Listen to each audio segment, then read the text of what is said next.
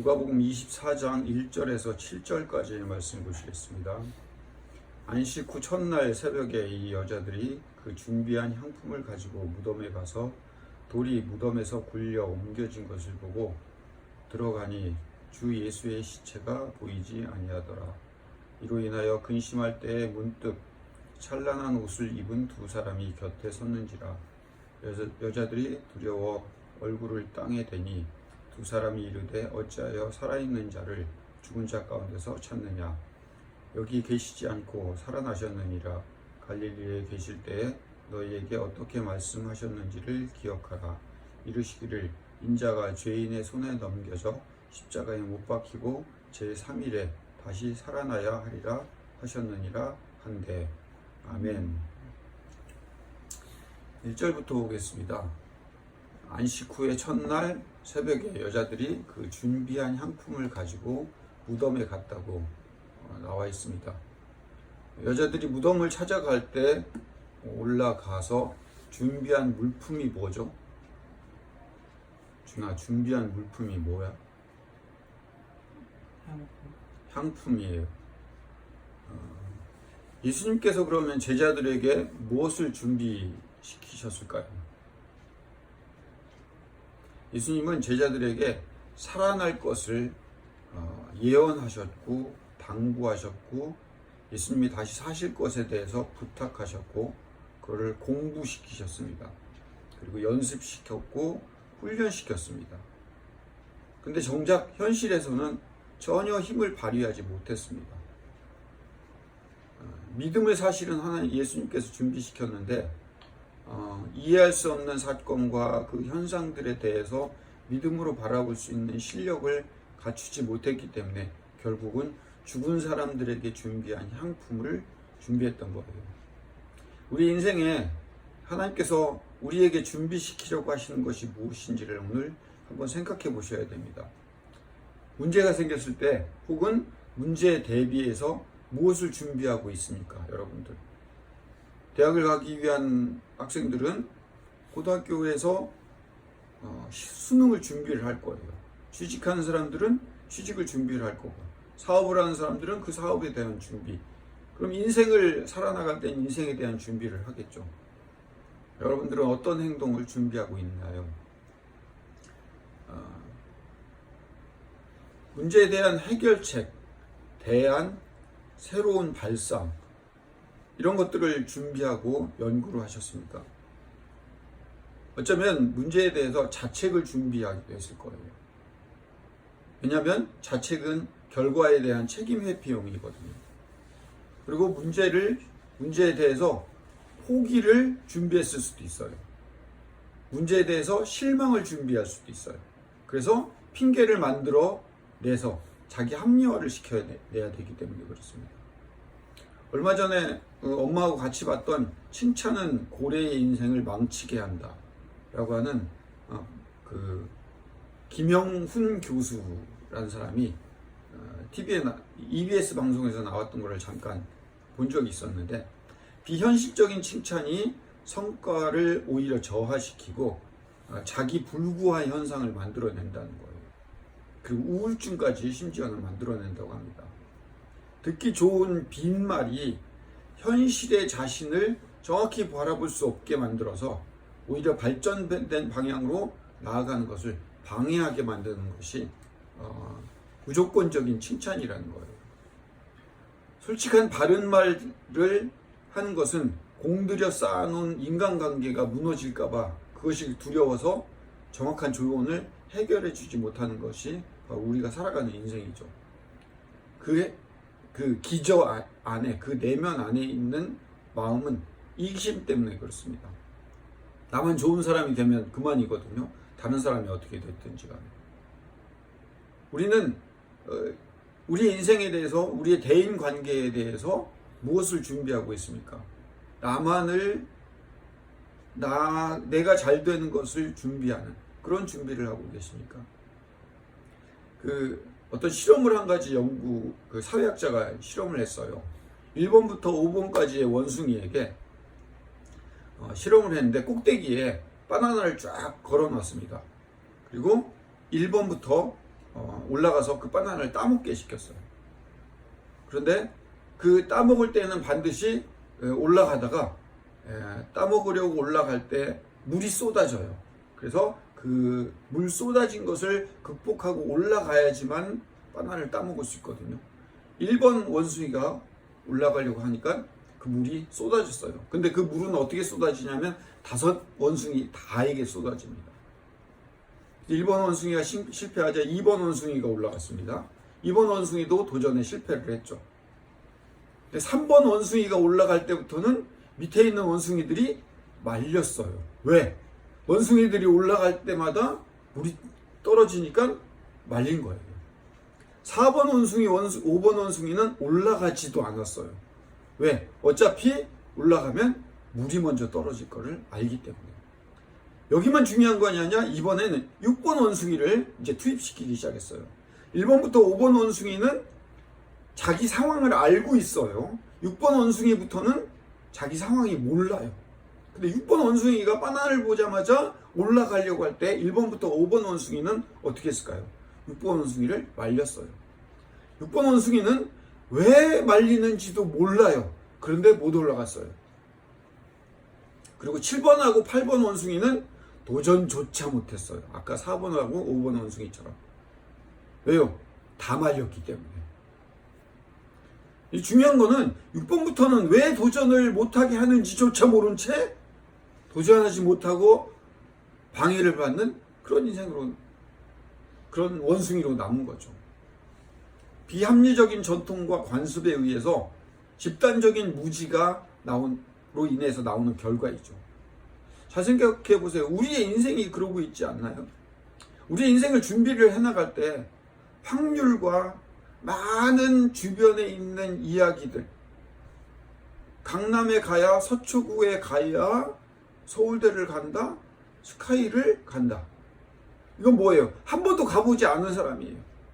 전교 1, 2등 이 정도는 해야지 서울대나 의대를 갈 수 있다. 한 번도 도전해보지 않았지만 어때요? 많은 원숭이들이 이미 물이 쏟아진 것을 경험을 했기 때문에 아예 도전조차 하지 않고 말아버리는 거예요. 우리의 인생이 이렇게 가고 있는 거예요. 이 모든 것들이 향품을 준비하고 있는 거예요. 우리 스스로의 무덤을 판 채 향품으로 썩은 내 나는 것을 덮어내려고 하는 거예요. 향품은 좋은 의미이지만 사실은요, 시체의 썩은 내를 가리는 거예요. 좋은 소리만 듣고 싶어 하는 거예요. 우리의 이기심 때문에. 우리 인생을 살아갈 때 하나님께서 우리에게 원하시는 것이 뭐죠? 향품이 아니에요. 문제에 대한 직면이고 그 문제에 대해서 이렇게 해결해 나가는 그 부분을 보고 싶어 하는데 우리는요, 향품을 준비를 해요. 썩은 내 나고 내가 싫어하는 냄새를 덮으려고만 해요. 시도조차 하지 않으려고 합니다. 6절을 가볼까요? 여기 계시지 않고 살아나셨느니라. 갈릴리에 계실 때에 너희가 어떻게 말씀하셨는지 기억하라. 하나님은 문제에 대해서, 우리 인생에 대해서 어떻게 말씀하셨는지를 기억해 보라는 거예요. 향품을 준비할 게 아니라 예수님을 맞이했어야 한 거예요. 문제 안에 해결이 있는 겁니다. 문제는 문제 자체가 하나님의 메시지입니다. 하나님의 메시지는 해결과 대안을 필요로 하지 않아요. 문제 안에 있는 하나님의 마음을 아는 것이 핵심이에요. 우리는 우리 인생을 살아나가면서 우리 앞에 닥쳐진 문제들이 수없이 많아요. 작은 쪽지 시험부터 시작해서 우리 안에 파고드는 수많은 문제들이 있어요. 시내버스를 탈 때 시내버스가 왜 빨리 안 오는지도 우리는 문제거리예요. 근데 그 문제 안에 그 문제를 어떻게 하면 해결해야 될까? 이 버스를 타야지 더 빨리 갈까? 저 버스를 타야지 더 빨리 갈까라는 향품을 준비하기 전에 우리 안에 그 문제가 왜 일어났는지, 하나님이 이 문제를 우리에게 왜 주셨는지에 대한 핵심을 먼저 알아야 된다는 거예요. 결과가 중요한 것이 아니라 문제를 준 의도를 파악하는 일, 그것이 더 우리에게 소중한 것입니다.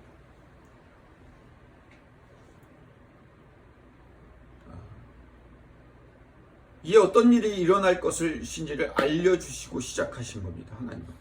하나님 미리 예언하셨어요. 예언했다는 의미가 하나님이 실력이 있으신 분이라서 미래의 모든 것들을 다 알려주셨고, 그래서 그 알려주신 것으로 나 이만큼 실력이 있는 사람이야, 이만큼 미래 것들을 알아맞추는 존재야라는 하나님의 그런 부분을 우리에게 얘기하고 계신 게 아니에요. 문제를 통해서 하나님의 일하시는 모습을 보라는 거예요. 7절을 봅시다. 어떻게 하나님은 해결하셨는지. 이르시기를 인자가 죄인의 손에 넘겨져 십자가에 못 박히고 제3일에 다시 살아나야 하리라 하셨느니라 한데, 첫 번째 7절 안에 죄인의 손에 넘겨졌습니다. 순금의 가치를 알려면 물론 화학적인 방법으로 순금의 가치를 알아내야 되지만, 예전에는 어떻게 했어요? 불에 태워 봤어야 돼요. 그래서 잔 나쁜 것들이 다 빠져나가야 됩니다. 순금의 가치를 알아야 할 때는요, 문제가 들어와서 그걸 태워내야지만 알 수가 있는 겁니다. 세상은요, 죄인이 지배하는 세상이에요. 공중번세 잡은 자가 지배하는 세상이에요. 죄인은 누구냐면 건물주예요, 갑이에요, 상사예요, 돈이에요. 그런 것들이 세상을 지배해요. 세상은 죄인의 손에 넘겨져 있어요. 그래서 그 죄인의 손에 넘겨져 있는 것을 사람들은 알고 있습니다. 그래서 이 세상을 바른 세상으로 고치고 싶어 합니다. 때로는 법을 바꿔보기도 하고, 집단 행동을 하기도 하고, 투쟁을 동원하기도 합니다. 그래서 이 시대 사람들은 로마에 대항을 했어요. 로마라는 죄인에 대항을 했습니다. 죄인의 손에요.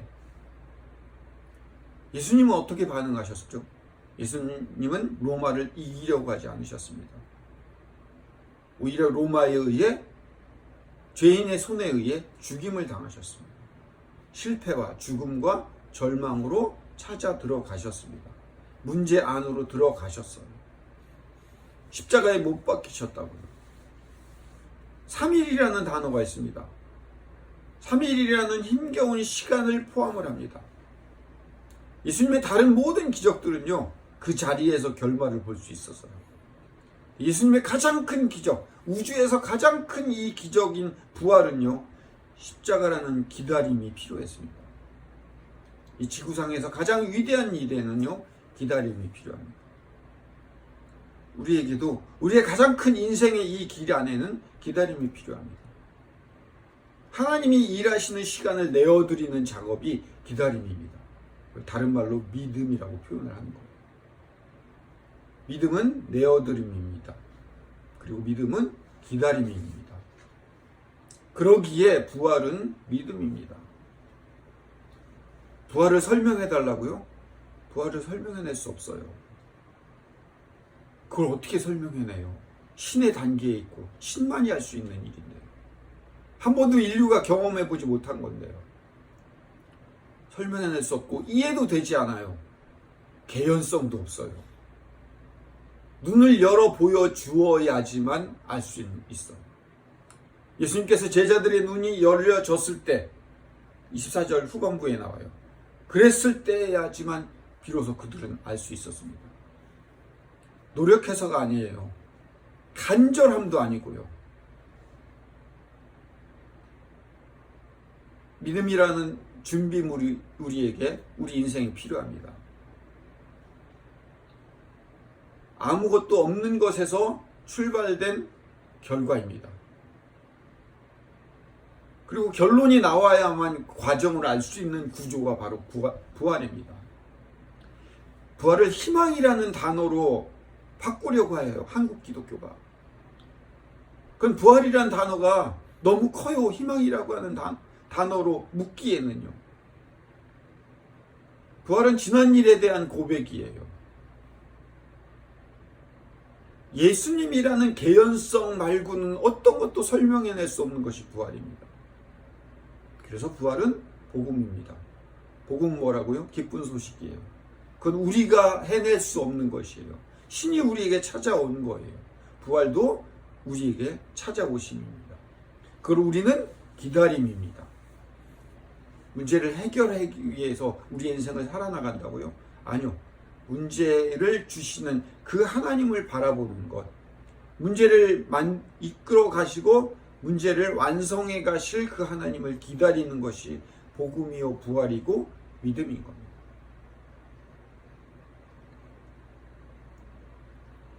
우리 인생을 살아나가실 때 부활이 믿어지냐 그렇지 않느냐를 따지기 이전에 하나님을 믿음으로 반응할 수 있는 그런 실력을 키워나가는 것이 우리에게 더 소중하다는 이야기입니다.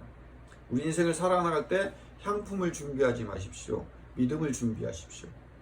기다림을 준비하십시오. 하나님의 일하심의 과정 가운데 우리가 고백하는 것이 믿음이요 부활이라는 사실을 기억하십시오. 그러기에 우리의 인생 생각보다 어렵지 않습니다. 하나님을 기다림으로 살아가 나가는, 그래서 하나님이 이루어 가시는 것을 지켜보는 것, 그리고 하나님께 감사하는 것, 그것이 우리의 인생 그리고 우리의 신앙의 지름길이 아닌가 생각합니다. 기도하겠습니다. 사랑의 아버지 하나님, 누가복음 24장을 통해서 하나님께서 우리에게 주신 부활의 이 어떤 의미인지를 잠깐 되돌아 익혀봤습니다. 믿음을, 기다림을 갖게 주님 인도하여 주시옵소서. 우리 인생을 살아나갈 때 하나님께서 우리를 이끌어 가시는 과정을 우리 두 눈으로 목도할 수 있는 믿음의 백성들에게 주님 인도하여 주시옵소서. 예수님 이름으로 기도드립니다. 아멘. 이제는 우리 구주 예수 그리스도의 크신 은혜와 아버지 하나님의 극진하신 사랑하심과 성령님의 인도 교통 내재하심이 이 설교를 듣는 모든 우리 가운데 영원토록 함께하여 주시기를 간절히 축원하옵나이다. 아멘.